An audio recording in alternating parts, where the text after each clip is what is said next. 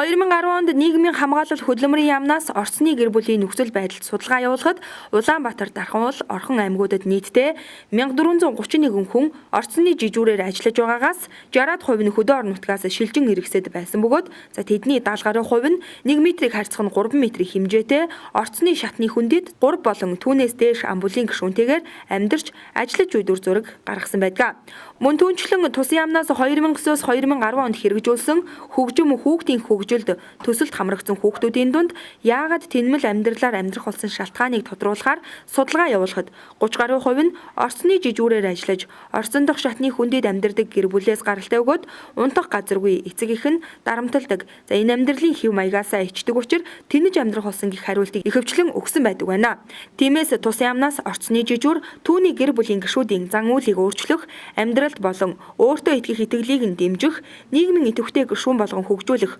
хөдөлмөр эрхлүүлж, амжиргааг нь дээшлүүлэх замаар өөрийн хөдөлмөрөөр орон байрны нөхцлөө сайжруулах, тэднийг нийгэмшүүлэх үйл ажиллагааны загварыг бий болгох зорилгоор шилжих хөдөлгөөн ба орон сууцны гэр бүл буюу гэртээ харах зам 2 төслийг өнгөрөх оны 4-р сараас эхлүүлснээс хойш амжилттай үргэлжилж байна. Нийгмийн хамгаалалт хөдөлмөрийн яамны хүсэлтээр манайхан та бүхний амжиргааны асуудлыг шийдэх төсөлд орж ирж ажиллах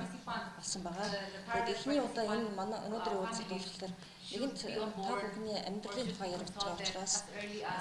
аль болохоор эрт хугацаанд хамгийн эхнээс нь та бүхнийг оролцуулаад ярилцаж байсан зүйлтэй байхаа гэдэг нь уулзалтыг зохиож байгаа. Манай яамнаас хийсэн судалгаагаар нийт Улаанбаатар хотын төвийн 6 дүрэг, Орхон аймаг, Дархан аймагт 1431 орчны жижүүр байна гэсэн ийм судалгааг бид өнгөрсөн онд хийсэн энэ төслийг хэрэгжүүлэхийн өмнө. За энэний 80% нь өөрөөр хэлбэл 1200 дүрхэн одоо яг тэр ажлын байранда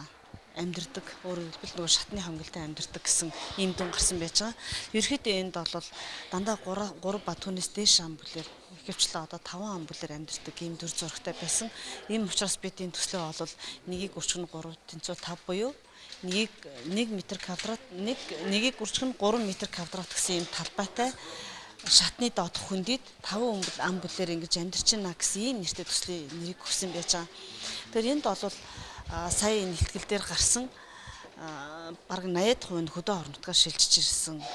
бараг үндсэндээ эмэгтэйчүүд 98.3% гэж байгаа. За төсөлд нийслэлийн 6 дүүргээс тус бүрээс 15 нийтдээ 90 өрхийг сонгон авч зан үйлийн сургалт, эрүүл мэндийн үзлэгт хамруулан мэргэжлийн сургалт, ажилд зуушлах зэрэг арга хэмжээг өнгөрсөн хугацаанд авч хэрэгжүүлээд байна. За энэ онд нэгдсэн үндэсний байгууллагын Хабитат байгууллагатай хамтран шилжих хөдөлгөөн ба орчин дахь гэр бүл төсөлд хамрагдаж буй өрхүүдээс 50 өрхийг сонгон авч амьдрах орон байрны нөхцөлийг нь сайжруулах зорилгоор орчны жижүүрүүдтэй санал солилцох уулзалтыг энхүү өнөөдөр зохион байгуулж байгаа юм а. Төслийн хүрээнд 2013 онд Сонгон хайрхан дүүрэгт загвар маягаар эхлүүлэхээр тус дүүргийн тамгын газартай хамтран ажиллаж орон сууцчлуулах ажлыг энхүү эхлүүлэх гэж байна.